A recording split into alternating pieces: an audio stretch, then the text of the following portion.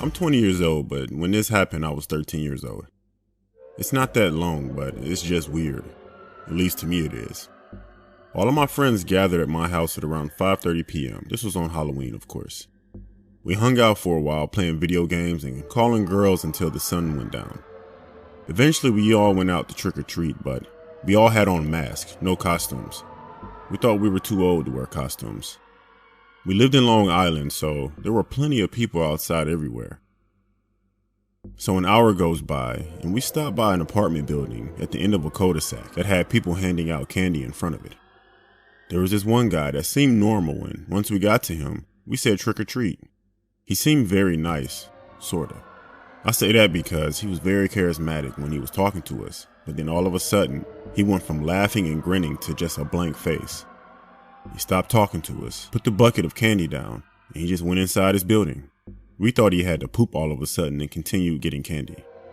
As we rounded our way around the cul-de-sac, I happened to look back at the apartment building, and I saw that same man dragging what looked like a fake body out of his building, and he dropped it in the middle of the street.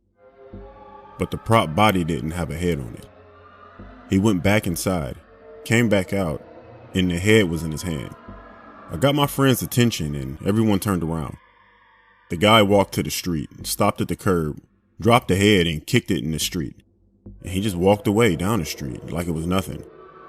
My friend yelled out, "Cool props, bro." The man stopped walking for about 2 seconds, then continued to walk.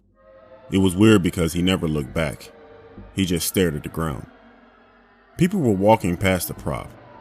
We all walked over there, and we were amazed at how real it looked, and we continued to walk down the street. A car was pulling out of one of the driveways, but the prop was in her way.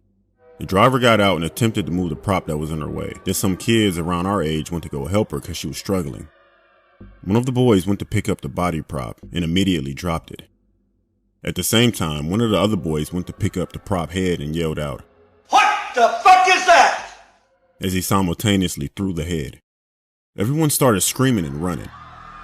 A grown-up walking with her kids went up to the head, poked it, and stepped backwards, covering her mouth with her right hand as her eyes widened to the point where they looked like they were going to pop out. So someone called the cops. We found out that what we thought was a prop was actually real.